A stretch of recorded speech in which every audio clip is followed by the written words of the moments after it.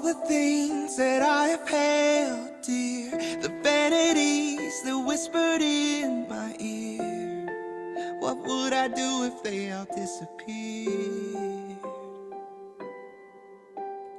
Riches and fame and all that they could buy, I've come to find they never satisfy. What would I gain if my soul's a prize?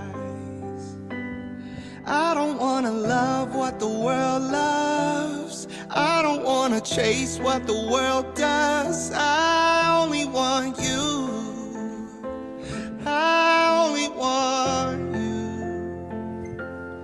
First things first, I seek your will, not my own. Surrender all my wants to you. Keep the first thing first, to live your truth, walk your ways, set my eyes, Lord, I fix my face on you. All my desires reversed, to keep the first thing first. I'd give it all, my life in offering. My heart is yours, so have your way in me. Your kingdom's all I wanna see.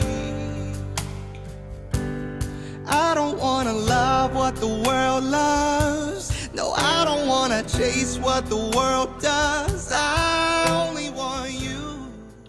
Well, this is Uneducated. Let's see. I'm all by myself today so far. I got my crew of bandits that work with me. One called off. Jim Eichenberger said that he wasn't going to be able to be here, and so we're going to miss him, that's for sure. And then I got reports that Brandon and Matt were both running late, but it's already 10:03, and I've got their breakfast here, and I've got coffee on, which I'm going to pour myself some coffee just because now that I'm by myself, I'm probably going to need something to pick me up a little bit. But we got a lot to talk about, and hopefully the guys will be in eventually, and you'll get to watch them eat while they're here, and then we'll be discussing some stuff. But I wanted to start off this morning with Matthew chapter 24. And in Matthew chapter 24, we have Jesus' beginning his discourse on the signs of his return. And so I just want to start reading through the signs of his return. And then I want to just discuss a little bit about the deceptions that are going on today and the struggles that I think Christians are going to be facing in the near future with all of this alien phenomenon, with all of the wars that are going on, the idea of the transgender movement, because the Christian community has decided that supposedly they have to pick a side. You either have to be a Republican or Democrat. You have to either love homosexuals or you have to hate them, meaning that you have to agree with them or you have to disagree and hate them. And I think there is an alternative, and that's Jesus' way of the kingdom. And there's not a lot of Christians that live Jesus' way of the kingdom. Well, they say they do, but they find it very difficult to actually live it out. I was actually just talking to a gentleman this week, really, from my understanding, a longtime Christian, but his attitude towards people. And I notice this a lot, that when someone doesn't agree with you, or someone is a non-Christian and they're against Jesus, all of a sudden people tend to take a combative stance against them. And I'm pretty sure that Jesus doesn't need you to defend him. I'm pretty sure that Jesus doesn't need you to fight his battles. I'm pretty sure Jesus just wants you to obey him. And if Jesus said you're supposed to bless those who curse you, and Jesus said you're supposed to love your enemies, and Jesus said you're supposed to do good to those who spitefully use you, well, then that seems pretty clear that he doesn't need us to defend him. He doesn't need us to fight battles for him. He just needs us to obey him. So the question then, of course, rests then in the end times. How are we supposed to live, and how are we supposed to deal with issues of people in the world and what's going on, and the Christian church being attacked for different things. And so let's just take a look at Matthew chapter 24. And I won't have it on screen, but we're just going to look at the signs here. So verse 1, Jesus came out from the temple, and he was going away when his disciples came up to point out the temple building to him. Now remember, the temple was the place where God's people were supposed to come to him according to Old Testament scripture. God's people were supposed to come to him and call on his name, and he would answer and hear from heaven, and he would heal their land. When God's people would come to the temple and pray and seek his presence, God would God would work for his people, and he would do what was needed for his people. But they had taken this temple and they had turned it into a den of thieves, according to Jesus' words, which is also Old Testament scripture. But they had turned this into a den of thieves, which meant that they were using the temple for their own purposes, financial gains, and materialism, instead of just making it a place where people could go and get into relationship with God. Matter of fact, if you think about the church today as church organizations and buildings, a church is supposed to be a house of prayer. It's supposed to be a place where people come and get to know God. But it has become a place where you have to figure out whether or not you're going to be have the right worship, or whether or not you're going to have the right people involved. Hey, Brandon, what's up? Come on in, throw your headphones on. There's your breakfast over there. Serious? Yep. I got Matt's breakfast there if he shows.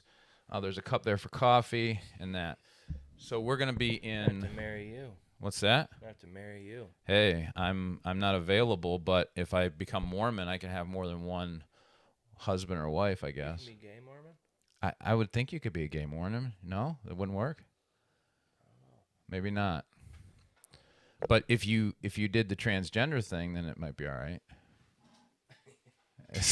Because I know I'm not doing it. I'm not switching over.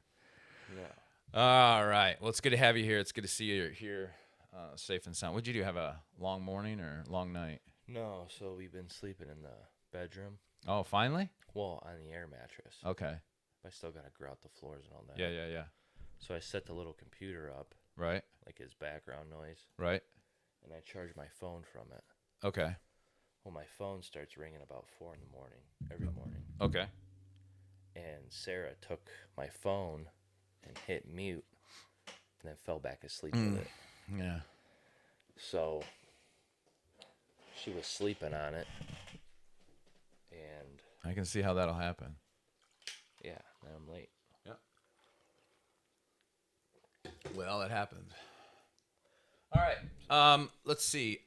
Brandon, while you're checking in there, I'm just in Matthew 24, chapter 24, talking about the signs of Christ's return. And I just kind of wanted to talk about, we're going to talk today about why or not people are deceived. Because I think in the end times here, people are going to be deceived. And there's a lot of junk going on the internet where people are going to be deceived. Jesus was going away from the temple, and the disciples pointed out the temple to him.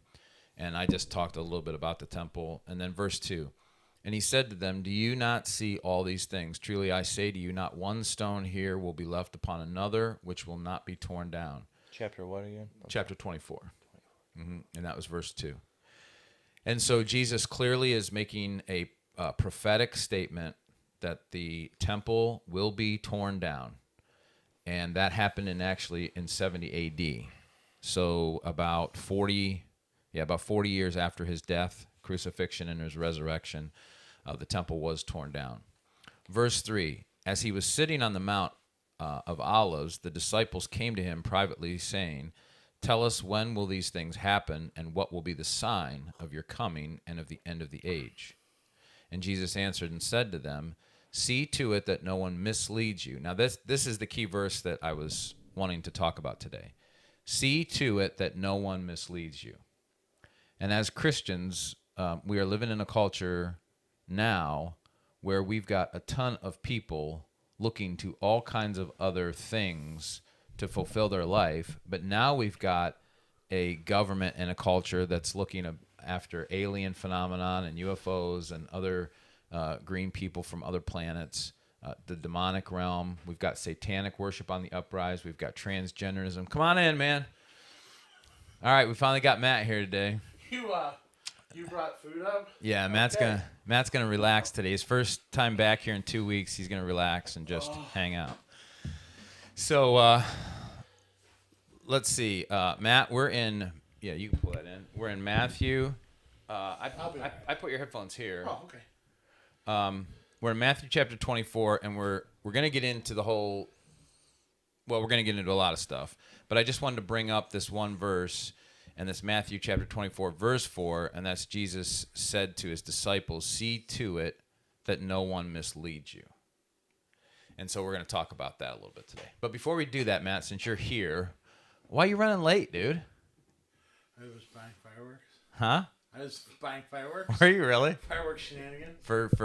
I thought when you said fireworks shenanigans, Yeah. I thought maybe something like fireworks at home, like something was happening like bad, like maybe. Oh, no, I was buying actual fireworks. Oh, I thought maybe like a outlet went out and your kids couldn't plug their phone in and charge it. It's the 4th of July.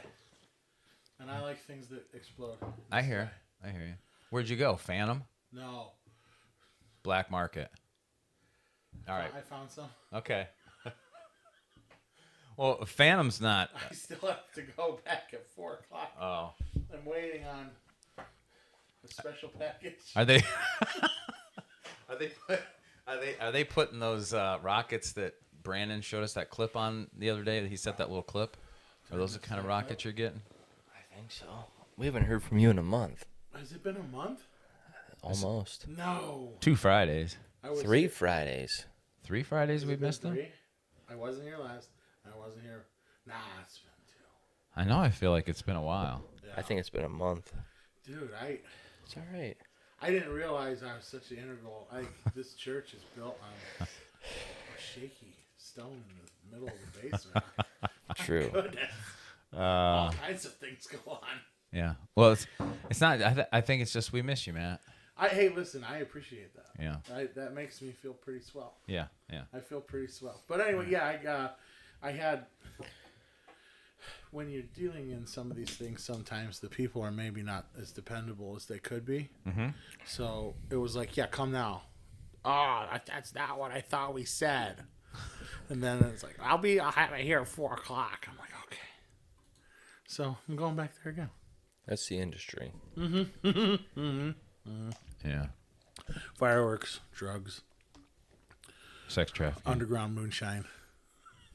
No, the sex trafficking is a whole different thing. It is. Oh man, that thing's right in front of our face with politicians that we vote for. I know. That's a whole. They're not buying fireworks. Yeah. Well, that's true. They're not. So Jesus goes on in verse 5 of Matthew 24. Is Matthew 24 the one where he talks about, or that I'm thinking of 27 when he talks about his final return? No, this is 24, 25, and part And of he 26. says the a time of great tribulation will occur, and then a trumpet. Yep. Okay. All right. Yeah. So I don't know that we'll get there today, but I just wanted to get to here. Verse 5.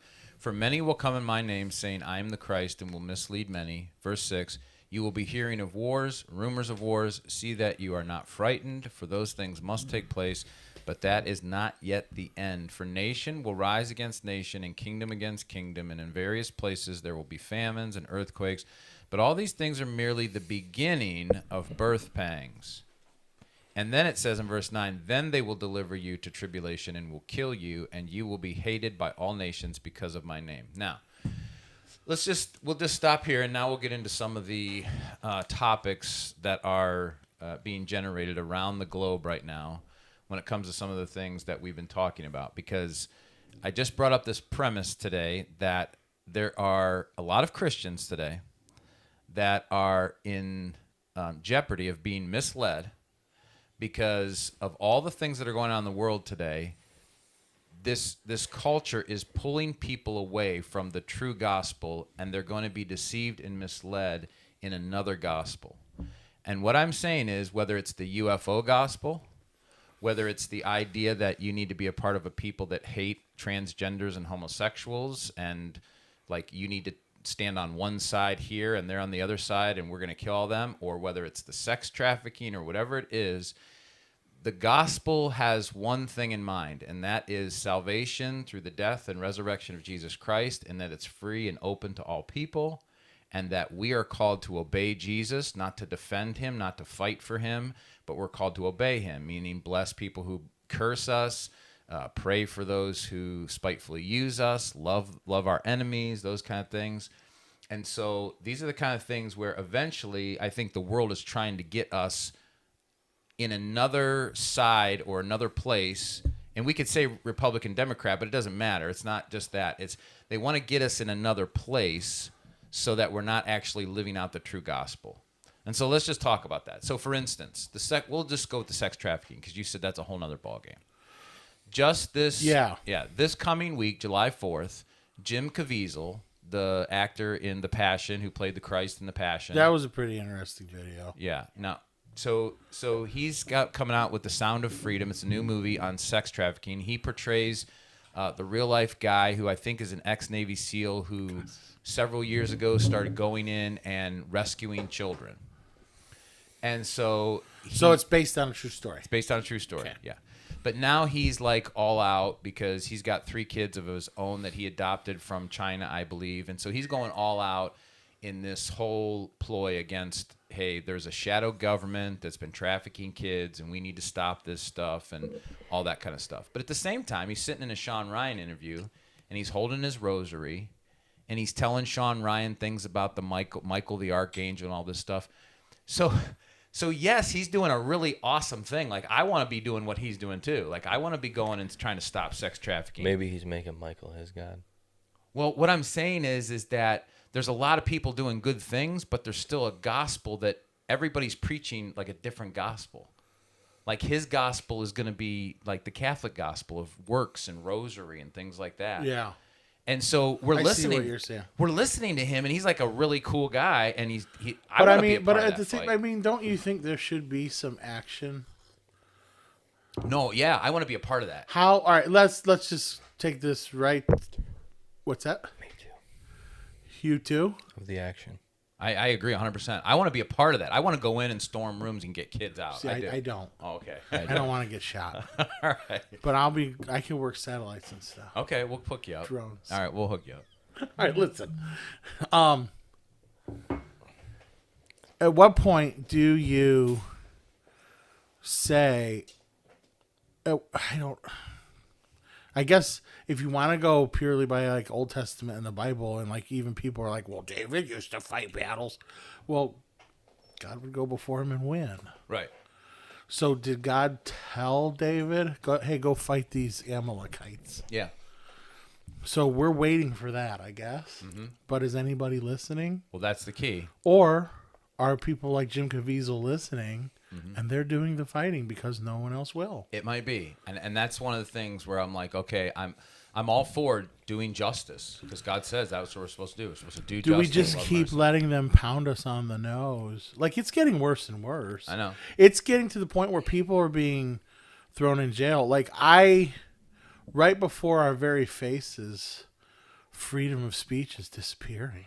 Yes, definitely. People are getting in trouble, like serious trouble, for saying you should be able to say anything you want to. Yeah. They're just words. Right. And we need to have them. Right. Good or bad. Yeah. Okay? And that's what's disappearing.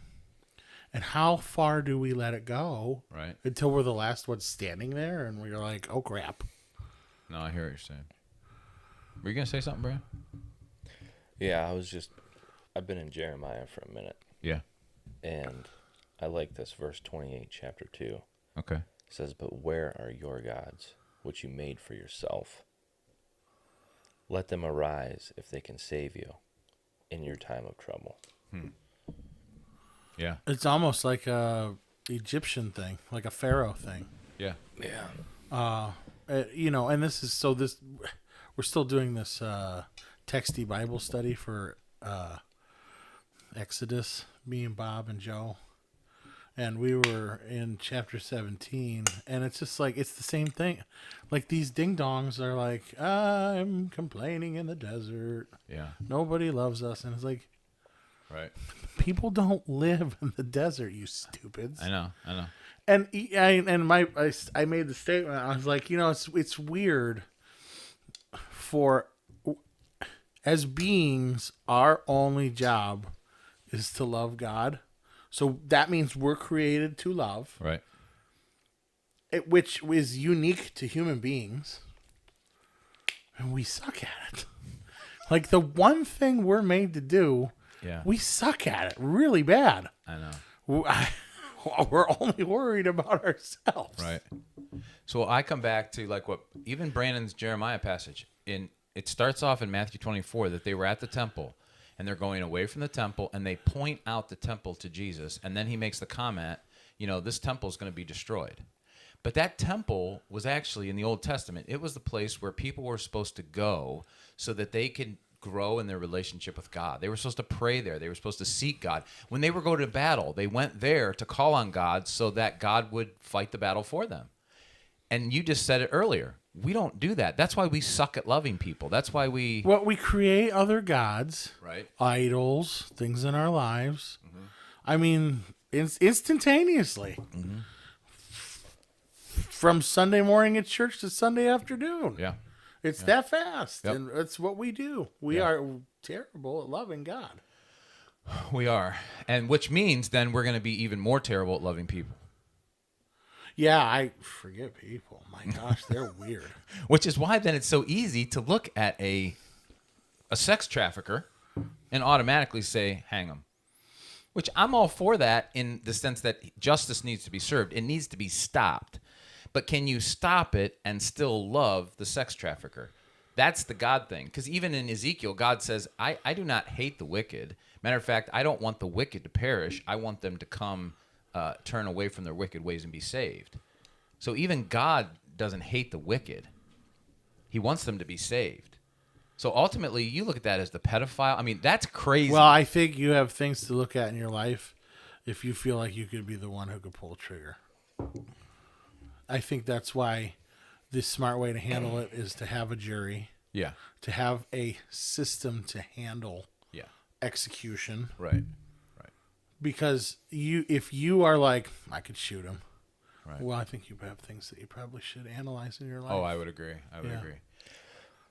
So back to that. I'm not saying that's right to just shoot the guy, but then us Christians are putting... Well, then take shoot him to mean execute. Any way you wish. Yeah. Us Christians then are taking that judgment and giving it to 15 other people to let them make the decision, which also may not be right. Because we don't want to do it. Well, we're not. Here's the thing, though. You know what I mean? Theoretically, No, we're supposed to be within our community, and to me, it's sharing the load of making that decision. Because I don't think that we're meant to make that decision, and we know that because anybody you talk to that's taken somebody's life will tell you you're a different person afterwards. I believe it. Yeah. So I think that you're counting on that. We were counting on it being a Christian community, a group of our peers. You have your 12 people, they pass a sentence, and then you have an executive staff underneath that executes the order and makes it go down. And then that way, no one person is like, they said you die. It was the community or the group of people who think like you do. But we're coming into a world where I don't know what anybody thinks. You don't know if you can trust what you're being told on the phone or the TV or, right. I mean, you have to see something, and even at that, it better be like in flesh before your eyes. Mm-hmm. Yeah. No, this is where we're heading. Yeah, and ultimately, like what you're saying, Brandon, would be called vigilantism, right? So you would decide who lives or dies. You'd walk in and decide you're going to... I'm not saying that's right. No, I know. But what you're saying is, like, that's what it's termed. Yeah, like people don't want to take on that burden of doing that themselves. Right. You push it along the line to the justice system. Right. And then it's split up between however many people. Right. like you said, to Yeah. carry the burden. But see, our justice system Is is now broke. right. Just like our politicians are broke. It's been broke for a long time. Been broke right? for a while. Okay. I also was thinking too. You were talking about the church and as a whole, and at one time, the church was the biggest. You know, Christianity was the biggest religion out here, around here, right? At Or one in time, the it was country. the largest.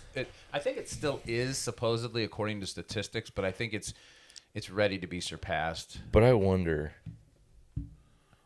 if that's not false data too, because just because millions of people are going to church doesn't mean, Right. I agree. you know what I mean? Yep. And I think, too, any religion, anytime you take a poll or a survey, you're going to find that some of that's going to be skewed because people are going to say stuff that maybe they really don't mean or believe. Yeah, if For they whatever reason. if they want to push a certain narrative in an article, it's easy to do. Correct. Right. Yeah. So on top of that, then, just real quick, I'll throw this out. It's good to see Bob and Becky watching today, so that's really cool. But Becky just made a note that this is going on year 10 for her, hosting a 5K race that raises money for women that come out of trafficking, but the money stays here. And she said her primary physician, actually, in Middlefield, treats some of these women. And so that's kind of a cool thing.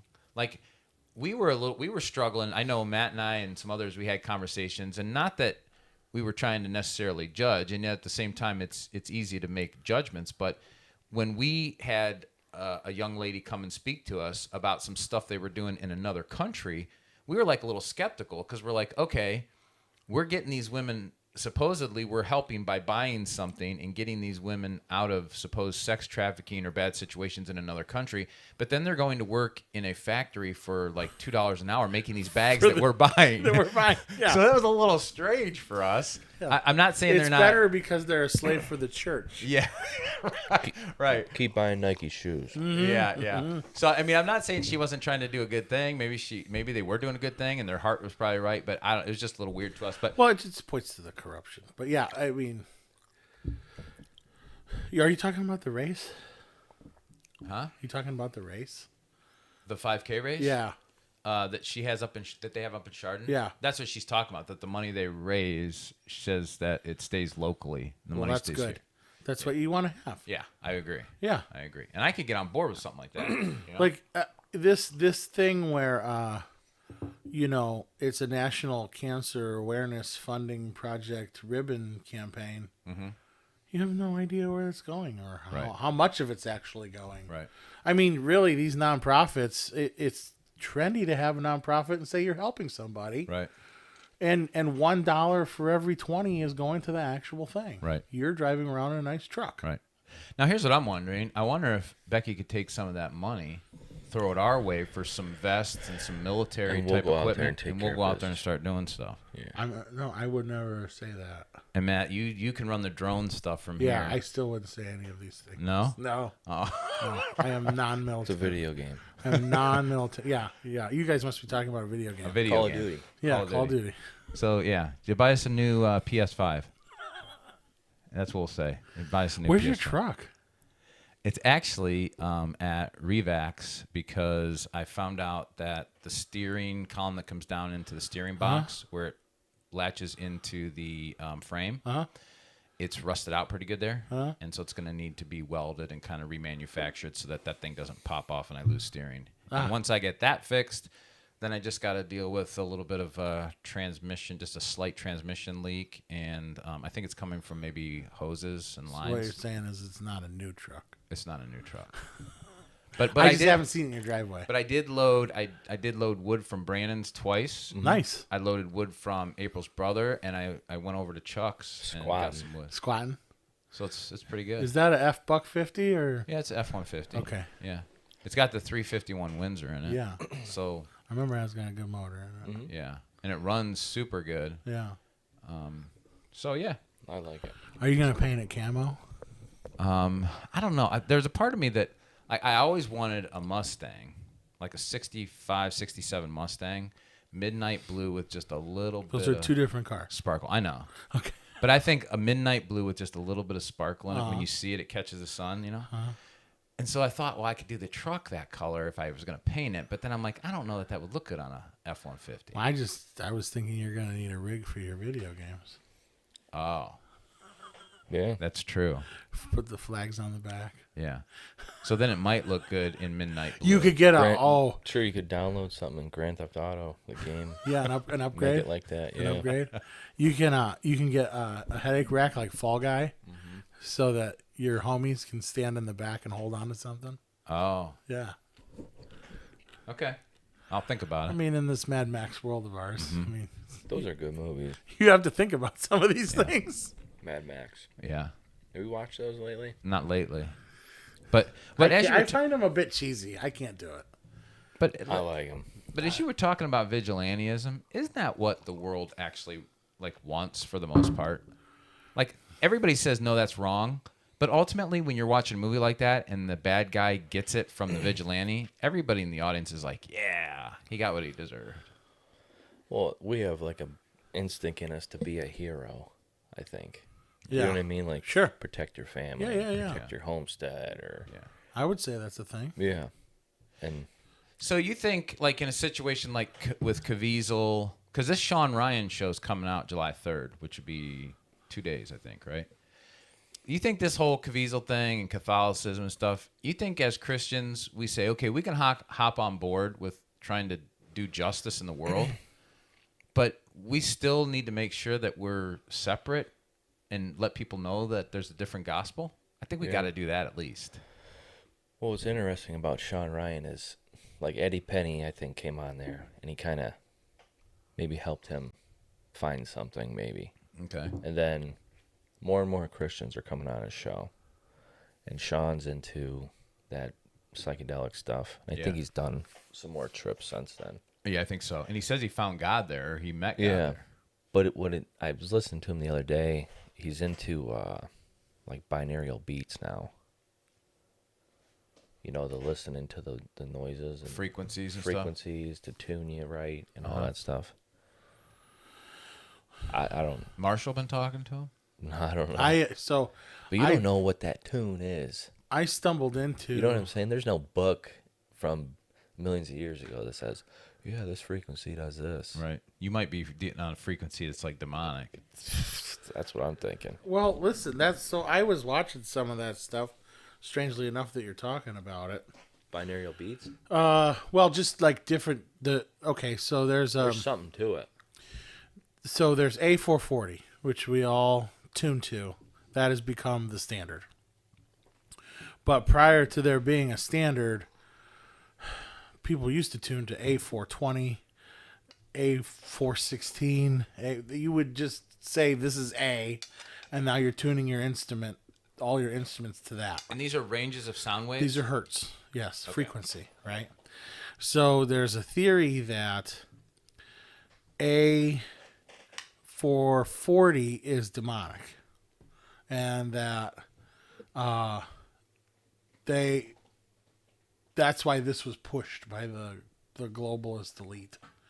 And so what you really want to tune to is A420, but then you also find people who are like, no, you want to tune to A439.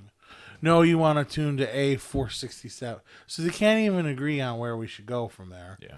And when you kind of look at the history of the thing, you go, okay, prior to there being someone going, here is the standard A440, we didn't have that. So people just willy-nilly whatever. That's the standard. Yeah. And when you look at, like, it turns too quickly into spiritualism.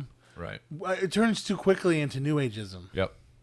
That's immediately where it goes. Yeah. And so once that stuff starts to go there, Right. it's a dead path for me. Yeah, I agree. That's just another on-ramp Right. to the lie. What frequency is Bethel running? Do you know? Well, I would have to guess that they're 440. 440. Yeah, just because Guitar Center. Now you said 440 is demonic though. Well, this is what they're saying. Oh, okay. And I got this.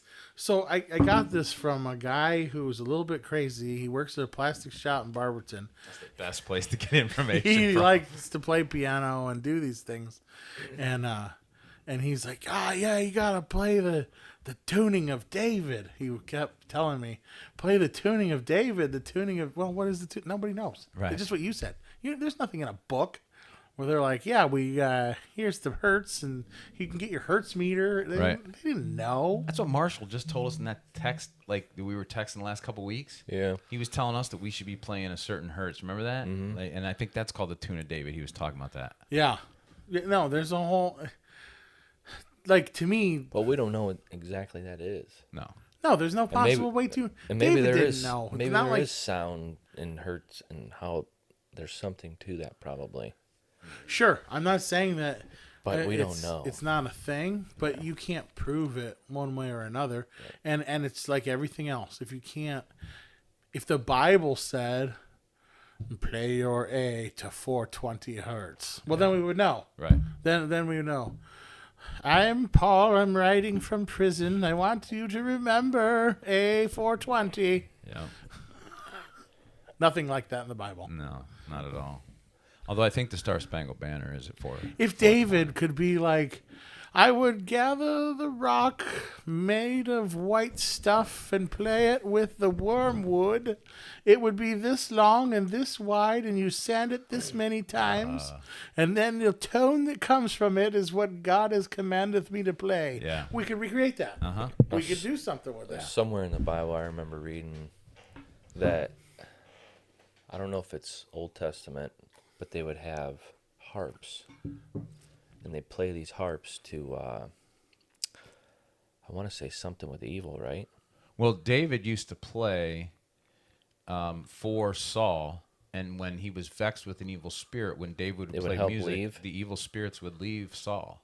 Yeah, that says that. So, I wonder if it's a tuning of a harp. But, I mean, but yeah, but all right. So how's that before anybody got on to the A440 problem, people used to say that in the churches, especially when guitars and drums started coming into churches, about minor chords. The minor chords are the devil's chords. The dark chords. Well, you also have dark chords in A420 or A439. Yeah. Like, you're not getting rid of minors if they really are the devil's chords. Right. So I don't know. I think some of this stuff. Well, I just thought that was interesting with the harp. It is. You know, Yeah. there might be something to that. Who knows? Maybe think- it's specifically just harps. I think there is something to it, and I don't think there's anything wrong with saying, like, fill yourself up with good music, just like everything else. If it's godly and worships Him, it'll fix your life. Mm-hmm. But if you're gonna put, Eminem, "Don't Fart on My Face" in your head, then that's what you're gonna get. Right. That's it. That's a good way to. So it doesn't do anything when I'm like, Well, theoretically, that's what you're doing, yeah, but it's just helping you focus on a thing. yeah. I don't know. They played, so the videos I was watching, they would play like, see, don't you feel better when you hear it this way than this way? And I'm sitting there going, no, I don't feel anything. Like, I can tell that it is changed. It's like the power of suggestion type thing, Right. you know? Right. Well, and if you want something to work really badly, like if you believe that that's a cure for cancer and Right. you need that, Yeah. you're going to be like, oh, I feel it. Yeah. You're right. Right. Something definitely is going on. Right. And what's so interesting is that people would do that than call on Jesus. Yeah. Like they would rather go try to find some kind of vibrational wave that You know cure their why? cancer than to call on Jesus. Why? It's easier. Yes. It is easier. You're right. If you're picking the music, you're in control. That's key. You're in control. Yeah. You're in control. If you giving things over to God and letting Him do the thing is hard to do Yeah. And it takes a long time. because you may have to watch a train crash. Yeah. Let me go back to just a couple things here. Carol chimed in and said that lady who spoke at church told how to spot women who are working at local businesses who have been sold in trafficking. Very good information. I would not disagree that the information, and this might be two different people. Like maybe Carol's thinking about a lady that was just recent or something. Maybe Because this is a lady from like 6 or 7 years ago. She's talking about the same lady. Okay. And I'll take umbrage with that because they were including people who were coming across the border illegally and then working in jobs. Oh, yeah. Like in hotels and things. That's right. And I'm like, okay, that's a whole different bag of worms. Right. That's not, to me, that's not human trafficking. Those people broke the law by coming here illegally. They wouldn't have to be. They wouldn't be in that situation had they came legally. Gotcha. Or maybe they would be in that situation and being tax-paying people. I don't know. Yeah. I did not agree with the fundamental idea of what that lady said. Gotcha. And ultimately, the people who were using or misusing, I mean, that's on them also. So either way. The definition for this stuff gets really spongy and squishy. Yeah. Like, to me, the human trafficking thing is making people do things against their will. Right. So that's more than just sexual. Somebody jump. It is. Yeah. Sure. Yeah. That I'm not like. Yeah. If your sole purpose is you found a way to make 15-year-old boys make car steering wheels really well, and that's what you import them for is to make car steering wheels, and they do it for free. Yeah, that's slavery. Yeah. They already have a name for it. Yeah.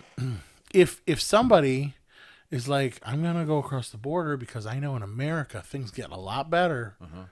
I'm gonna go see what happens. Well, that you brought that on yourself. That's not. If you find yourself in a bad situation, that's a consequence to your bad decision. Yeah. And I'm sorry, but you can't count them in numbers of human trafficked. Right. I don't think so. Right. Not to me. And even though like this information is good to have, but I think ultimately you just have to be a person that's kind of vigilant about seeing things that are not normal. Like when I drive through Middlefield, it used to be normal for me to see an Amish girl in a vehicle with another guy. But now that my sex trafficking thing's on the radar, and I hear that even in the Amish community, that's a big thing. Every time I see an Amish girl riding in a vehicle with another guy, I automatically think, okay, what's being done? And isn't that taking away innocence? Isn't that innocence lost? I think so, because it makes me judgmental. And that's what Satan does. Yeah. Satan has taken away innocence. Yeah. Why can't it just be... He picked her up to give her a ride somewhere. She called him and needs a ride to the grocery store. Yeah. I mean, like, come on. No, I agree. And there's taxing that goes on, so you can't judge that. My grandmother would drive Amish, and my grandfather, until he could still drive, he would take, if she couldn't make a run or whatever, he would take him. Yeah. Well, he wasn't sex trafficking. Right. He was filling the need that they had to go somewhere. Which I don't even know if I could say this, but there's a guy I know that part of his job is they hired some Amish to help do the job, that they were doing. So part of his job was to go pick them up every day. And I'm thinking, man, here's one guy picking up like 4 or 5 Amish ladies and driving them to this job site. And I'm thinking, you could foresee that. If you saw that and you wanted to judge, you would say that could be sex trafficking. Yeah. There could be something bad going on there. Well, it's really terrible that we just jump to the worst of the worst now because it happens. Yeah. It's not that it doesn't happen. Right. Yeah. No, so and Becky jumped in on our vibration thing. She said Ancient Aliens just had an episode on vibrations, entering into a different realm via sound and vibrations. People used it to talk to those that have passed on or receive messages which are demonic. Yeah. That's basically like that spirit box stuff. Oh, yeah. It just skims through all those frequencies. Yeah. Wasn't somebody trying to hook you up with a spirit box one time? Yeah, I was trying to hook myself up. A spirit box? Oh. Yeah. You explain this to Matt. So it sounds like a White Castle. So it goes through all these different frequencies, like AM, FM. Yep. So it's constantly like, that's what it sounds like. But you can play with, like you can ask stuff questions or whatever, and you get stuff back. It sounds like a Ouija board. Yeah, but it'll go through and find a voice that's going to tell you, right? Oh, dear. Dude, it's wild. Long time ago, I played with it, or one, and it was wild. Like, that's scary stuff. Never again. Scary stuff. Never again. That stuff would give me the heebie-jeebies. Oh, man. But what's interesting is, like, it's using a frequency, some kind of electric to. I mean, there's something there. Well, How that stuff works. we can't. And this go. So you heavily hit the alien thing this week again, and Alex Jones just like shredded after that. The whistleblower came out. They keep trying to say that there's aliens and the government's known about it, and I think they wore everybody out from it. I mean, you either think it's happened or not, but there are things that we can't see that even our dogs can in frequency of light. Okay, and cats and animals. Different light spectrum. Yeah, there's a from radio waves all the way to light. That's all frequency. So it's not that crazy to talk about A440, A420. Okay. Yeah. We obviously are all run on, like, there's something to frequency, and that's energy. What's interesting is find a picture of a radio wave. You would have to have a. There is none. Well, you would have There's to have something that diagrams could of what they think it looks like. Right. But there's no pictures. Right. It's a radio wave. It's But sound. yet it exists. Or it's energy, you know. I think you could see it. I think you could use a Look at. What? This is it. They found one right there. you could use oscilloscope. You could use an oscilloscope. I mean, you could probably see it in water. But that's a. Are you talking a sound wave We're talking or an actual picture, AM/FM wave? a real picture. This is a digital I don't know, how do you say that? This is a rendering. A of rendering. Yeah, someone's what we idea. think it looks Someone's like. idea. Yeah. Yeah. I think though that you do see radio waves, and we can't. I think that they are in visible light spectrum, and I do think using like an oscilloscope, you can see them. Yeah, I just don't know why there's no real pictures of them. You know what I'm saying? you would only see it on the screen of an oscilloscope, Gotcha. which would be like that over there. So it can only be seen with another electrical device. Right. Yes. And it is rendering to you what is going on. Interesting. So you could say we still can't see it. I get where you're going with Right. this. But yeah, that's pretty interesting. But it can be measured, and we can manipulate it because the numbers work out, so we know that we're seeing what we're seeing. Does that make sense? Yep. It's interesting though. But anyway, It is like interesting. those things are those hiding the gateways to the other dimensions. Yeah. And are we getting to a place where those other dimensions are able to they're going to work into our visible light, our dimension that we see? Yeah. That's what I think is happening, and that's the aliens. Yeah. And it's demonic because this world is getting more evil and letting it in. Yep. It's coming in, Yeah. and that's been its goal the whole time. Right. And that's why I think Revelation, when you read Revelation, everybody's like, oh, this is all freaky imagery, weird stuff going on. Okay. So we're living in weird stuff going on, and it's only going to get weirder. Right. So it's easy to think to myself that, okay, what John saw, he's trying to describe, and whatever he's trying to describe is really weird to him, and it's going to be really weird to us. And so that's why I think like we have to keep ourselves fixated on the true gospel, because even Paul said, if an angel comes to you and preaches a different gospel, may he be accursed. Don't believe it. And we've got people who are claiming that whether these aliens are from another realm or whether they're from another planet, we're on the scene now to within, who knows, maybe in the next 3 to 6 months. We probably used to say maybe in the next year or two, but information is coming so fast right now at us that it might be 3 or 6 months that all of a sudden they're going to start telling us that yes, there are these non-human life forms that we're connecting with, blah, blah, blah. And now all of a sudden people got a different dynamic to try and figure out whether or not the gospel's true. No one says don't trust them either. No. Matter of fact, Stephen Greer, who is a part of this whole disclosure program in D.C., and supposedly he works with some of the government people, Stephen Greer has a program called. He's whacked out too. He is whacked out, but he has a program called the Encounters of the Fifth Dimension, and he takes people out into the middle of the desert, Communicates, and they try to communicate with these alien life forms through like meditation and stuff like that. And he's a legitimate guy in this field. So this is like all coming together, like what the box of radio waves. They're manipulating that. Wonder what they get from it though. Well, they probably promised something from the demonic realm, I would imagine. They just lied to about it, right? Maybe popularity, power. Again, your worship of yourself. They give you whatever you need. Right. So if they're like, I knew your grandpa, he was a great man. That may be all someone needs.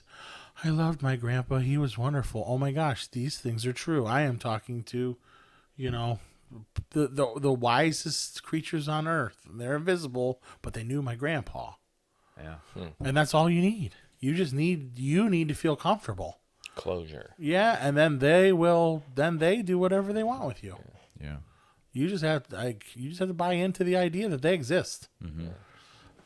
So, go ahead, Brandon. Go ahead. So I guess my question was going to be that there's no way now for the government to cover this up or discredit this, because now we have all these legitimate people, pilots, government officials. Mark Rubio or Mark Florida Rubio, Senator. He's come out now and said, "Hey, this stuff is legit, and I know information about these programs." And there's supposedly this David Grush guy says that we know of retrieval programs where we have alien craft that's non-human form, from a non-human source. We have that, and it's a private entity that has been doing research on this retrieval stuff. God help us all. I know. I don't know why people want to tickle this bear. I just don't understand it. Do you remember when all those people wanted to storm Area 51? Yeah. There was a meme I had, and it was I remember this meme. It was the Predator, and it says, "Everyone's cool until they let homeboy out." That's true. Because when stuff hits the fan, you'll see people are going to start It's shriveling. that. No, listen. It's that you're gonna pull the mountain on top of you and wish that it would crush you. Yeah. You are not gonna want to live in this. Right. This is not gonna be a good time. Right. He says it's gonna be a bad time. Right. What do you think is gonna happen, you stupid idiot? Yeah. I don't know. No. I don't get it. I know. And I keep going back to what Stephen Manley said one time. I was talking to him, and he said, Brian, he said, if you had to have your theology perfect in order to get to heaven, nobody'd be going to heaven, because nobody's theology is perfect. So I look at it like a Jim Caviezel, and I say, okay, he's Catholic, but he's preaching Jesus, and he's preaching salvation through the cross, and he's trying to do justice. So, yeah, I need to stay close to the scripture and to my gospel, but does that mean Caviezel's not a good dude trying to seek the Lord and trying to do what's right? Well, I think the litmus test there of our traditional Catholic friends needs to be, is Jesus the Savior? Yeah, right. I agree. And I think they're gonna say yes. Yeah. And that's all we can go on. I that's where I'm at in my. That's all we can go on. Yeah. So how he acts on his faith is up to him. Yeah. And how you act on your faith is up to you. Right. And until you cross the boundary of what the Bible says to do or not do, right. Do you have anything to say about it? Right. Yeah. Let's top her off. There we go. Brandon, what were you going? You were getting ready to throw something out. I was just gonna say, ultimately, though, we'll all find out. Yeah. Right. Yeah. Simple One as day, that. one day, our eyes are going to be open when he splits the sky and puts his foot down on the Mount of Olives. Yeah. We're going to find out. But see, that's. I think that's 160 years away, though. But see, well, it might be, but that's what's so crazy about this stuff. Like, we as Christians say we believe all this stuff.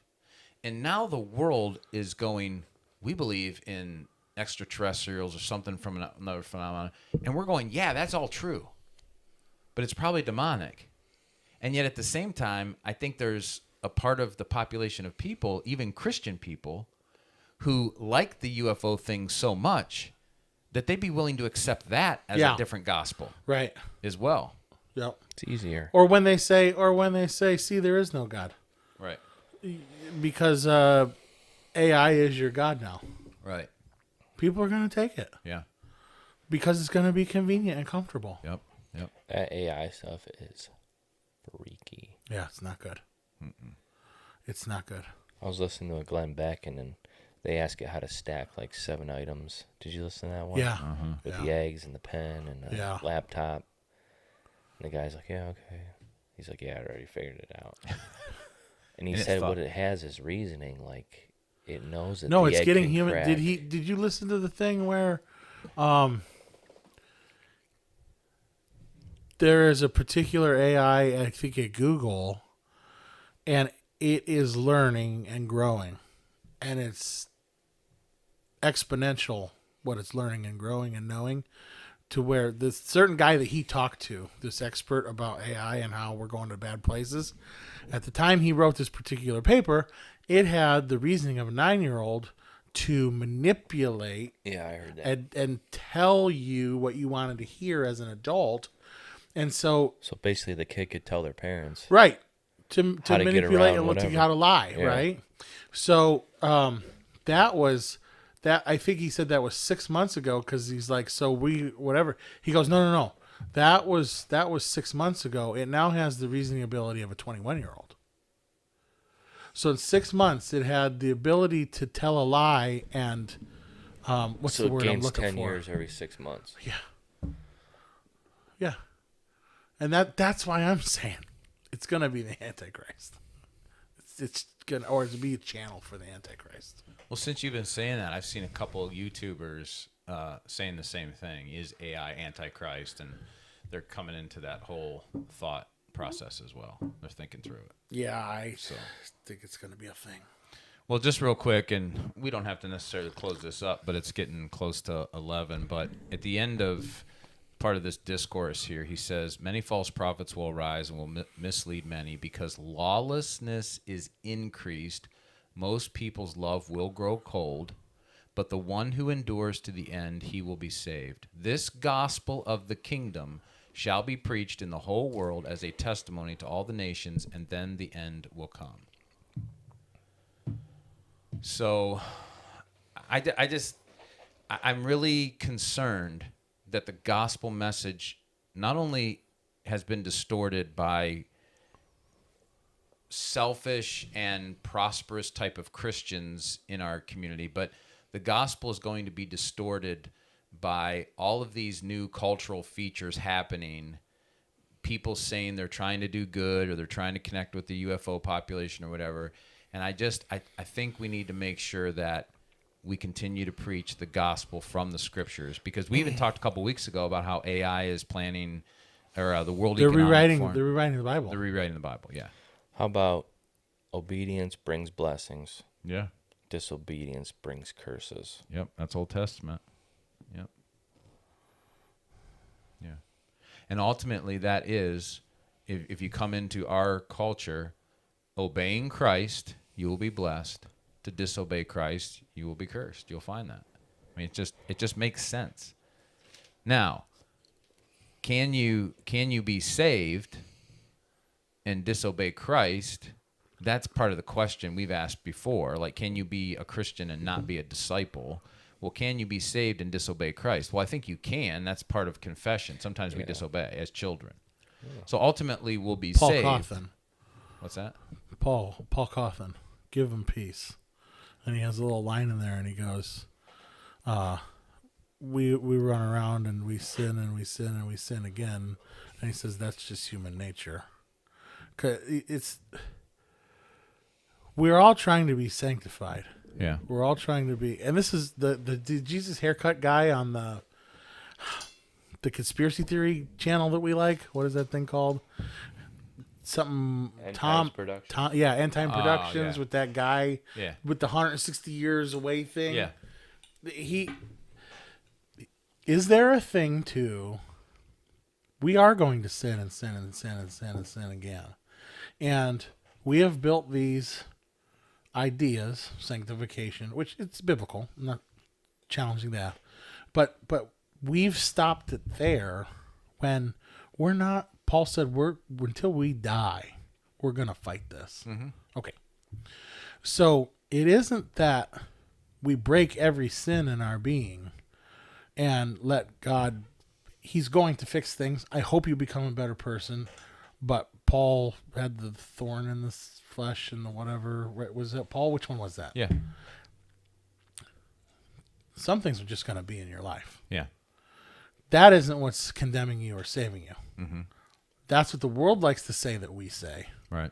Because whatever. But this is a much bigger picture about our purpose as a creation, why God created us, why this. You have to accept the whole thing from start to finish. Mm-hmm. We had to have sin because we had to have a choice. So we answer all the questions like, why is there evil? Why is there all these things? How come you're a hypocrite? You keep doing what you're saying. You're no different than me. I just don't go to church on Sundays. I do bad things. I say I'm sorry. You do bad things. You say you're sorry. You go to church. What's the difference? Because that's not what it's about. Mm-hmm. I think we have to live for the change. You have to live for the God of the universe. Right. But be constantly changing to do better and get closer to him. And again, not even that can be done. You can't do that. Yeah, that's what I'm saying. He changes you. Right. Because you love the God of the universe, doesn't mean your life gets changed. Right. If you fall in love with drag racing tomorrow, you start buying drag racing t-shirts. Then you buy a car that has a bigger motor. Then what? Then you start going to the track. And the next thing you know, you've got a whole team. Then we're huffing 110. Right. But your life is changed by the thing that you're in love with. Mm-hmm. Yeah. Right? You have outward appearances and expressions of what you're in love with. But I hear like older people say, "Yeah, I was saved in 1974." But they don't look like it. Yeah, but how do you judge that? I don't. People could judge me that way. I don't know. I mean, they really can. I don't know. That's what I'm saying. It terrifies me. Are people's hearts really there? That's what I don't know. Well, see, this is the concern. This is my concern to look at the church. And again, it's hard to you can't judge, but the Bible says you will know them by their fruit.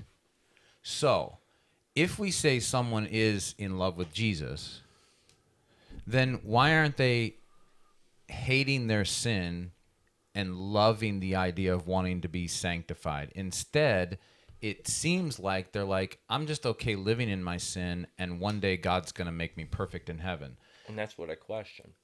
That's my concern for the church today, because I don't see a lot of people like buying Jesus T-shirts and going to Jesus race day. That was the 90s. Well, that was, yeah. I had an Awesome God T-shirt. Yeah. But, I mean, that's just it. People are not going like, I'm in love with Jesus so much, I'm going to... Like my mom used to say, every time the doors are open at church, you should be there. Now, I'm not sure I'd necessarily agree with that, but at the same time, I would ask the question, why would you not want to be there if that's your love? If that's what you really desire to grow and to know, I'm going to find a Bible study, I'm going to find this, I want to do this, I want to get in the Word, I want to pray, I want to seek God's face. That's my concern, or the question I would ask. Because I agree with you. Like, sin is going to be an issue. We're going to fight this battle to the end. But do I hate my sin? Or do I just like, okay, I'm just going to trust in God's grace, and I just enjoy this, so I'm going to do it? Or do I hate it and love Jesus more and say, Jesus, you got to deliver me. You got to. And I think a lot of Christians... Yeah, no, definitely. Listen, there is a component where action happens. Yeah. Because, right, what it actually means in your heart. Yeah. But like you were saying, you're looking over at this guy who was saved in the 70s, and where do you see it in his life? And that's not for me to judge. Yeah. It kind of is. I I judge got him in it. my head. Well, if you're looking at him and he's bitter all the time, If and, he has pineapples on his mailboxes with different women coming in and out. Yeah, is this guy really saved? Yeah, You know right. what he says he is? Right. Yeah, and it doesn't have to go like if you see the person's bitter all the time, or there's And I not would a lot say of joy. probably not. Yeah. I mean, that's me judging, but I would say probably not. You mean saved or Yeah, just hasn't? saved. Okay. Just 'cause It's possible. You know what I mean? I don't know how you can It's possible. You could play a be doctor. saved and not probably try to live right. Yeah, and when you say try, again, let's just kind of clarify language. You're saying pursue Jesus, and then he changes you, Yeah, because you're not going to be. You're able not to, going to do it yourself. that's what I'm saying. Yeah, yeah. yeah. Because you would think if a guy was saved in '79, and he realized that his bitter attitude was a problem, You would see a different person in '89. in '89. But what if the thorn in his flesh is bitterness? Is he asking What God if for the- help? what if the thorn to in get his- help on this earth? To Well, did Paul? Yeah, he did, but he said it was there. Yeah, but so I have a little Was it homosexuality? ooh for Paul. Yeah. I mean, it could have been. I mean, we don't know. bestiality. Yikes. Well, I got a little different take, and I won't be able to find it right now, but I think it's in Deuteronomy. It's in one of the Old Testament early books, but it talks about when the people, it might be in Joshua, when God's people would not drive the people completely out, that the language is that I will leave these nations as a thorn in your side. And I thought to myself one day when I was reading it, I thought to myself, wow, that language is exactly like Paul's language. So then I went back and I started thinking through what Paul said, and I thought to myself, okay, I wonder what happens. Like, say, for instance, I have bitterness and anger, right? And I decide I'm just going to let it sit there because I like it. It makes me feel good. And I'm not going to call on God to drive it out. Then, like Matt's saying, is God saying, okay, I'm going to let it there as a constant temptation so that eventually you will call on me so that I can save you from it? Right. But do they call on you? Call That's on him. that's a That's key. up to you. That's up to you as the individual. But then they still claim they're saved. I don't Why get can't it. they? I don't know. Is Why? that- That's what I'm saying. And so here's my policy. I don't run around and say anybody's saved or not saved. I don't know. yeah. I don't. You know what? I don't. I want you to be. I want people to be saved. I want people to learn the gospel.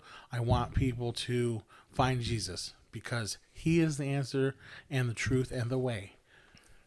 But I don't really care. I'm going to tell you what I What it think is, and yep. what it is, and then we're going to move on. Right. But isn't your goal, though, technically to work on yourself, ultimately? Yeah, right. I have my own problems. Yep. And you can only spread the truth, right? Yep. Yeah. It's up to them. And how you far they can wanna laugh at take. me because I have people that I've had it happen. We don't do that in front of your face. We do that behind your back. I understand. No, but I mean, I pretty much had people say, well, does it appear that you live that way? And I'm like, thanks for judging right off the rip. Right. You don't know me. I don't know. And that's where it's like, yes, I know what you're saying, and I'm not denying sanctification, and I'm not denying that these things, and I've had a lot of things fixed in my life. I think a lot of things have changed in my life and been pulled out. I am a different person today than I was And if 5, something- 10, 15 years ago. If someone came to you with that, I would tell them, hey, this is the stuff that has been changed so far. Yeah, but this I is don't the rest need, I'm here's the worth- thing. I don't need to. Here's how I look at it. You don't need to I explain don't need yourself? to justify myself. Yeah. No. Listen. If you came looking for why are you different and you don't like the answer, then just go, that's rubbish. And then we'll talk about butt jokes. I don't know. Yeah. But you can't then go, I don't think you really believe that. What do you know? And that's why I'm not prepared either to go, I don't think they're saved. I don't think they're saved. And I think ultimately, like, this has always been my Well, that's why I was struggling, like, with the church, our country saying the church was the biggest thing because I agree with you. We I see know a why lot you're- of lukewarm Christians. Yeah. And if you even call them that, Right. you know what I mean? Yeah. So how do you decipher between an actual Christian that's saved Right. and a lukewarm Christian? And I don't know. I think I would say, take that off your plate. I Don't know. worry about It's it. just something I've been thinking about for a while. Yeah. You know what I mean? We want to think that way as human beings. And you also want to surround yourself with Solid people. people that are like-minded. But is it the only reason why you end up surrounding yourself with about 5 people? 5-6 people. Small circles? I Yeah. don't know. Yeah. Meaning there's not that many. No, well, just it's your capacity to trust and understand and know. And there are always people moving in and out of that circle. Right. But it's like it's half a dozen, right? Yeah. Maybe a dozen if you're well known, well liked, and whatever. Right. But it's never as many as you think there are, Right. right? Yeah. Well, I think my kind of like a seal the deal for me, and I think this is what's going to happen as we get into this whole thing, is that ultimately the foundation that tells me whether or not someone's a true Christian is if their obedience to Jesus's words to love others, to love God with all their heart, mind, soul, and strength, and love their neighbor as themselves. If I see people able to do that, then for me, that's my like litmus test. My litmus test will be when demons are actually in your backyard and knocking on your door Yeah. and asking you whether you believe or not. Yeah. Robot demons. Robot demon, whatever it is, could be robot demons. And you give in. And you give in, I'm gonna be like, well, I guess they didn't believe. Yeah, right. Whoopsie daisy. Yeah. And I pray that I can give the account that I love the Lord. Yeah. Well, you know, there's a theology out there that says that once you're saved, you're always saved, and you're so sin. So ultimately, you could make a rational argument to say that I could lie to them and tell them, yes, I don't believe in Jesus, but ultimately, I really do, I do not. I don't think that's sound. and that'll get me off the hook. See, I think those are those personal moments that matters. That's what I believe. Yeah. Well, see, and so I think what Brandon's talking about though, that Is Elon Musk saved because he accepted Lord Jesus on the podcast? That podcast? he didn't know. How are you to judge that? Yeah, So but he did. It doesn't. Yeah. Ultimately, it doesn't matter what you say. I know. No, But it doesn't matter what you say, and it doesn't matter whether you think he is or isn't. But Matt, let me. And that's think. what I struggle with. That Right. stuff like that commitment like that. I would take that commitment very seriously. Because I think that's what Brandon's getting at. So, like, isn't the personal moment you're talking about, like aliens show up and say, "Follow us. We're now your leader. Recant Jesus." And if you recant Jesus, you're not really saved.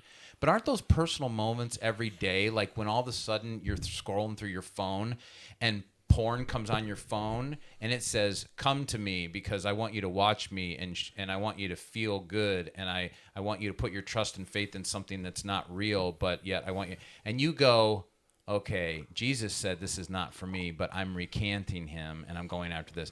Isn't that the same No, thing? I don't think so. That's a personal moment. I don't think you are individually denying Christ at that moment. Yeah, you are. No. I mean, if he is in your head saying don't do this, well, I don't know what you do with that. That would be denying. That would be saying, screw you. I'm not going to obey you. Yeah. I mean, ultimately. if you clicked on that, that would be denial. Yeah, And I think there's forgiveness. Listen, then there's a whole lot of conviction everywhere for everybody. I think there should be. Like, I think that's why John wrote in 1 John, if you confess your sins, he is faithful and just to forgive you of your sin and to keep on cleansing you, which means if I click on that and the conviction comes upon me and then I click out of it and go, "Oh, God, I confess that. I should not have been doing that." He's faithful to forgive. And he's going to keep working on you to cleanse that. But if you keep clicking on that and going, "Oh, I love this," and That's why I think that's a different thing. I think that's an individual. That isn't confessing or denying the God of the universe in front of people. I just don't see that. Well, That's in your mind and your battle. But isn't your salvation personal anyway? Yeah, and yes, and that's. I don't know. I'm probably not speaking a good idea of what I'm trying to say here, because I do think everybody will be called to decide or choose. And that's one of them times right there. yeah, I guess. I For mean, real. I know what you're saying, and yet Yeah. I disagree with you. Yeah, I know what you're saying. How? I could see, because I think that, like, That is a choice right there to sin or not. And we're not supposed to live in. so then are you losing your salvation if you do it? I don't know. I would say if I keep living for the world, yeah. Absolutely. Or were you ever saved at all then? I don't It know. goes You back to can't that. be saved. I It don't goes know. back to that theology. Like that, if I came to Brian in the beginning and said, "Hey, I want to change, I want to get saved, blah blah blah," come to church for a week, do my thing, keep coming to church, but he sees me living how I used to live. If I was him, I would think that I was not saved. Me personally, I would, just because you. But see, that's what I'm saying from the get-go. You're making a decision that you shouldn't make. You're making a judgment that is not yours. God says it's His. Yeah, but just because I confess a couple words doesn't mean. I got it. Yeah. No, listen. I totally understand what you're saying. Do you, but do you that agree is- with that, Brian? well, the scriptures are clear. By their fruits, you will know them. You will know them. So if I see someone living a fruitless life, meaning they're living in sin and they're not living in righteousness, then you I would could think that person's not saved, right. But I could see a person struggling with sin. struggling and trying to get free from it. That looks different too. I think it looks different too. Yeah. So like if you were like, yeah, If you saw the way I lived before, right. you would think I'm not saved and not living for the Lord, right? If you were happy in that, but if in our conversation you were like, yeah, I've been struggling with this and I'm trying to get free from this, that looks different than somebody who's yeah. A lot of sin is pleasure. Yeah. know what I All mean? of it is. All right, so how ultimate. far do you go? You knew people in your life that you no longer talk to, and they may wonder why. Right. Or maybe they know why. Yep. But they drive by your home every day. Yep. And they're like, he's got the same truck. He still stacks firewood. Looks like he's sided his house, but I don't see anything different. Stop it. Do you have to put a cross in the yard? No. Should you put one on the fence out front? I think Should that, you put a sign out front that says "We worship Jesus" here? No, Like, how do they know that you could still be the same Brandon? I think for me, like, once you met me 2.5 years ago till now, my whole demeanor's changed. Everything's changed. I know. know what I I'm mean? just talking for argument's sake. Yeah. Yeah. I mean, that's how you would tell. Yeah. So yeah, but Do I- because ultimately the siding and the wood are not sin issues. But I'm talking about how it looks. Like how like somebody would have to go see that you're not consumed by your alcohol collection anymore, Right. right? Yep. But that I only know that because you've told me that. Correct. I don't even know that about you unless you tell me. Correct. Okay? But if So- you came into my home, you would see that. You know what I mean? Because that was an open But I thing. would have had to go into your house prior. Right. I never did. Right.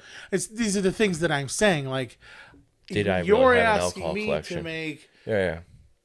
a decision on your life Mm-hmm. where you know what? I'm just going to take your word for it that you used to be that way and now you're not. And I think that's terrific. But I also know there are got to be things that you still wrestle with. Absolutely. And I'm not judging you for that. I'm not like I don't want that.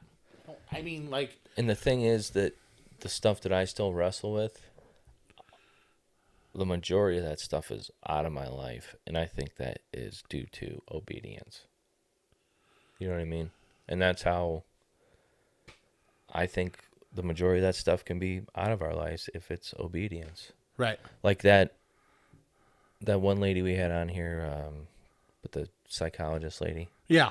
she said that her husband, the devil, spoke louder. I truly don't believe that. Yeah. You know what I mean? Right. Because I think God speaks louder. Right. You know what I mean? You know what I Who mean? you choose to listen to? Right. You know what I mean? Yeah, no, I do. No, I mean, it's a good conversation. But at the same time, I think now you're making a judgment call, though. I think God can speak louder, and it is who you choose to listen to. I think he always speaks louder. You know what I mean? Yeah. Yeah, because ultimately, we have a choice. this is literally where the rubber meets the road when it comes to faith. We talk about these issues, but it comes back down to also what Matt was talking about. It's not just a sin issue; it's also a belief. Yeah. So, because you're not perfect, No. right? So that means there's something in your life right now that God's probably not pleased with. Yeah. But if absolutely. there's one thing He is pleased with, it's that you believe and trust in Him, Yes. right? And I'm seeking to grow. Right. Is the thing. Right. Yeah, but ultimately, so like if we were to look at Matt, we would say one thing God is pleased in Matt is that he believes and puts his trust in Him. Yep. But he's not pleased with Matt because he drinks too much coffee or Yep. whatever it is. So But I comes think back that- over to you and does that. But then like it's easier to look at the guy over here because you would think that if he was saved in 79, he should look a lot different. Brother, you should have been able to get rid of that coffee a long time ago. That's the judgment that you're making in someone's life. I know, I would think. Right. And I would too, because if I said I'm going to start working out in the gym and I'm going to get buff, You see results in 10 years, yeah. there you would have to. Like there's would no have way to you could see be results. there's no way you could be in the gym every day and eating right and 10 years later look the same but as you by did. February, I buy Swiss rolls. That's the problem. That's a good point. Yeah. If you went into the gym 10 years later, there's no way you could not see results. Yeah. You have to see results. You'd have to. Yeah, but if I was like, I go to the gym. I'm getting there. I'm working out, but you just don't see results. You're not trying hard enough. Huh? It's because you're waking up in the middle of the night, going downstairs and eating 4. That's what you think. Okay, so there you go. Yeah. That is not necessarily true. I eat a fraction of what I used to eat, and somehow I am getting fatter. I feel this is getting personal right now. No, listen, but that's what this is. This is exactly what we're talking about. Okay, go ahead. I literally eat a fraction of what I used to eat, and yet people are like, "Brother, you just gotta stop eating so much food." And are there times where I go to Sheetz and I get a full sub with all the stuff? Yeah, sure. Shouldn't have done that. That was stupid. But it's it's not every day. What I find, though, I love beating the temptation. Or the help with beating the temptation. The wins are better than the losses for me. You know what I mean? Sure. Like when Brian eats a cookie, I'll ask him, I'll say, was it worth it? And he goes, Yeah, it was. And he goes, no, it wasn't. No, it's not. Because It's we all struggle with sugar. It's never Sometimes worth it is. You know what I mean? Like that morning muffin is good. I like it. So I like winning that part.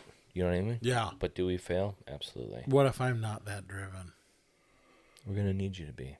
Yeah, I hear you. I was 20 years ago. Not only this isn't just like personally, but not only do we need you to be, but we want like you to be, or you. We need to be driven Christians.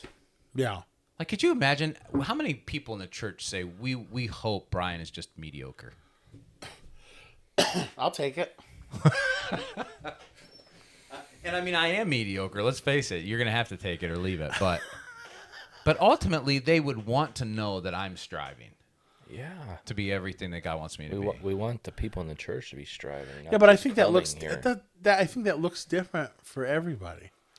Like How? I just pray Jim wakes up every day and can keep sharing in the Word with his Bible. That's about all we can ask, Yeah. and that's fine. But he's a blessing, Yeah, totally, and he's a cool dude. totally. But that's what I'm saying is like Sending us we have- selfies. Now we have to. That was funny. But And he we have never to watch- responded, so we have to watch what we're shoving on people too. I agree, Matt. I've over the years I've tried to be careful because when I was a first Christian, I was kind of like even hyper Brandon. Because as a pastor, if I saw someone where they weren't, I would I felt like it was my duty to fix them, correct it, get them where they need to be. No. And I ended up pushing people away. I don't even want to correct them. That's not Yeah. what I'm getting at. Okay. My question in my head is that person really striving to live right? And is he really a brother or sister? Right. And it's You know what not I mean? it's not because you want to be judgmental. You actually want to help. Or you want to see them. Yeah. You know what I mean? Because that's what Matthew 7 says. If we get the log out of our own eye, then we will see clearly And I got how logs to in help. my eyes for days. Right. But once we get it out, we'll see clearly how to help our brother get the speck out of his eye. Because ultimately, we're not here to point fingers. We're here to help. Yeah, that's all. Yeah. Yeah. And I think this is all terrific, but I think the picture is so much bigger at the same time Yeah. as part of God's plan. Yeah. Maybe we're all wrong. No. The gospel's right. The gospel's right. Yeah. These are just things we got to work out. Work out your salvation with fear and trembling. Hey, all right. So I spent. What do you do with this? I spent my teenage years, my later elementary, when I would say I accepted Christ, and my teenage years thinking Jesus was coming in a medevac helicopter to get us all out of here before the bad stuff happened. And I do not believe that any longer. I think that's false teaching. Matthew 24 tells us we're going to go through tribulation, and then there will be a horn blow, and then he will return. Okay? So what do you do with teenage Matt who believed a false theology, as far as I'm concerned, in my opinion? What do you do with that? I would say that's just a false. Maybe that's a false. I don't know, road. But ultimately, you were probably, or are, saved back then, Right. or was, and growing. Right. That was just another path to what's Well, going to happen. Our in the lives are full of those paths. paths. Yeah. And until we close that path off, But we also need or to, open up a new path that goes somewhere better or gooder or different. We also need to pray before we walk those paths and say, are these the right paths to go to or listen to? Right? Yeah. Well, yeah, and I would go back to like 1 Peter 2:24 that says that Christ bore our sins in his body so that we might die to sin and live unto righteousness. So ultimately, the idea is that sin destroys God's creation. It destroys our life. And so ultimately, to me, and I know still, salvation, belief in Christ and his death and his resurrection is the key to salvation. But I think ultimately he died because when we trust in him, then the rest of the life is getting that death and that sin out of us so that we can live righteously. And that's why I'm so big about doing what's right, like what Brandon's saying, like seeing change. Like if a guy's bitter for 20 years and he's angry all the time, that's just bringing death and destruction into his life. That Jesus died so that didn't have to be there. So it doesn't have to be there. Could he still go to heaven and be saved? Well, I would think, yeah, because he's putting his trust and faith in Christ. But it doesn't have to be there, nor does God want it to be there. Is God helping him work on that? That's the hope. That's the hope. And so ultimately, And is he praying about it? Right. If it comes to Matt, Brandon, or me, I think whatever God has his finger on, that's what we need to be seeking God's help with and letting God help us get free. Yeah. And then when we get free from that thing, then God puts his finger on another thing and he helps us get free from that. Yeah. And he just keeps putting his finger on everything. Because I'm telling you, once I get free from one thing, there's always another thing The sitting next there. thing to work on. Yeah. Yeah. Which for me is good because, like, when you go into a gym and you work on your biceps, well, tomorrow you got to work on your back, and the next day you got to work on your legs. All this gym talk is making me tired. I know. All right, well, it's 11:27, and we lost 3 viewers in the course of when we started to get theological. We lost 3 viewers. Nah. Yeah, we had 5 viewers. I think it was just because we're going overtime. Really? Yeah. That was a good Okay. episode. All right, it's a good time. And make sure you get to visit Area 51. Becky said she was going to go to Area 51. I don't know what that means. She'll never get in. She was gonna go when all those people were going. Oh, okay. I get you. Say that'd be a bad idea. Yeah, that's a bad idea. All right. So don't think it surprising if next week we have live pictures of actual Aliens sitting in church. aliens in church. It's not aliens, it's demons, Or people. well, yeah. Well, the demons are there too, probably, right? I yeah, would but now imagine- we're going to see them. I know. I would imagine demons show up at church more than Christians, to be honest. So, all right. Well, hey, you guys have a great weekend. And A topic for another week. Yeah, topic for another week. Thanks for joining us. All Have right. a good one. I got to find our close here. Yeah, there it is. Go ahead. You finish out your thought. Well, we got an error report.